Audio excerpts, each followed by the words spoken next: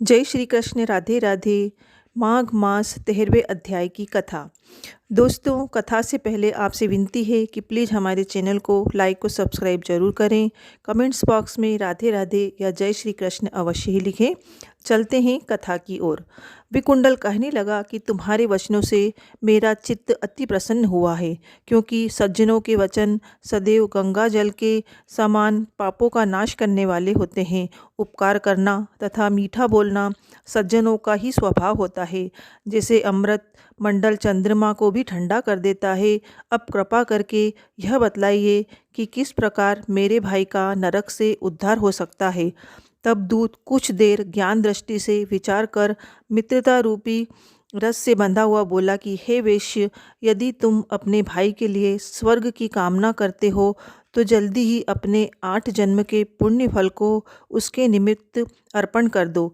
तब विकुंडल ने कहा कि हे दूत, वह पुण्य क्या है और मैंने कौन से जन्म में और कैसे किया है, सो सब बतलाओ, फिर मैं अपना पुण्य अपने भाई को दे दूंगा।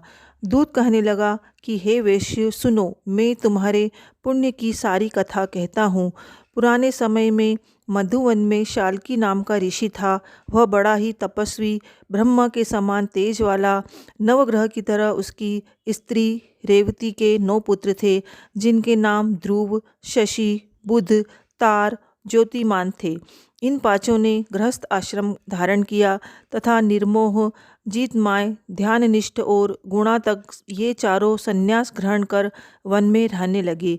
ये शिखा सूत्र से रहित पत्थर और सोने को समान समझते थे।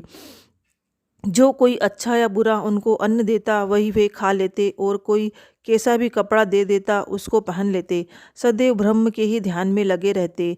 इन चारों ने व्रत, शीत, निद्रा और आहार सबको जीत लिया।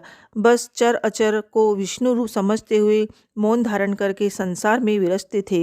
ये चारों महात्मा तुम्हारे घर आए तब तुमने मध्याह्न के समय भूखे प्यासे इनको आंगन में देखा तो तुमने गदगद कंठ से आंखों में आंसू भरकर इनको नमस्कार करके इनका बड़ा ही आदर सत्कार किया, और उनके चरणों को धोकर बड़े ही प्रेम से तुम इनसे कहने लगे कि आज मेरे अहोभाग्य हैं, आज मेरा जन्म सफल हुआ, मुझ पर भगवान प्रसन्न हैं, मैं सनाथ हुआ, मेरे माता पिता, पत्नी, पुत्र, गो आदि सभी धन्य हैं, जो आज मैंने हरि के श्रद्धश आपके दर्शन किए। सो हे वेश्य, इस प्रकार तुमने श्रद्धा से उनका पूजन किया और चरण धोकर जल को मस्तक से लगाया।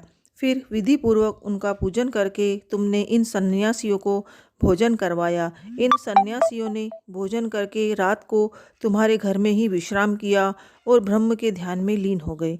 इन सन्यासियों के सत्कार से जो पुण्य तुमको मिला सो मैं भी कहने में असमर्थ हूँ, क्योंकि सब भूतों में प्राणी श्रेष्ठ है। प्राणियों में बुद्धि वाले, बुद्धि वालों में मनुष्य, मनुष्यों में ब्राह्मण, विद्वानों में पुण्यात्मा और पुण्यात्मा में ब्रह्मज्ञानी सर्वश्रेष्ठ हैं। ऐसी ही संगति से बड़े बड़े पाप नष्ट हो जाते हैं। यह पुण्य तुमने अपने पहले 8वें जन्म में किया था। सो यदि तुम अपने भाई को नरक से मुक्त करना चाहते हो तो यह पुण्य दे दो। सो दूत के ऐसे वचन सुनकर उसने प्रसन्न होकर अपना पुण्य अपने भाई कुंडल को दे दिया, और वह नरक से मुक्त हो गया और दोनों भाई देवताओं से पूजित किए गए। तब दूत अपने स्थान को चला गया।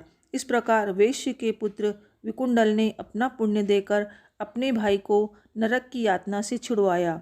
सो हे राजन, जो कोई इस इतिहास को पढ़ता या सुनता है वह 1000 गोदान का फल प्राप्त करता है।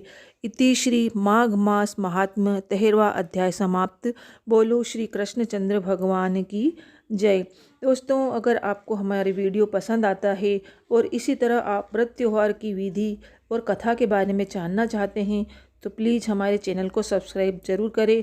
कमेंट्स बॉक्स में अगर आप कुछ पूछना चाहते हैं तो आप पूछ सकते हैं। जय श्री कृष्ण। राधे राधे।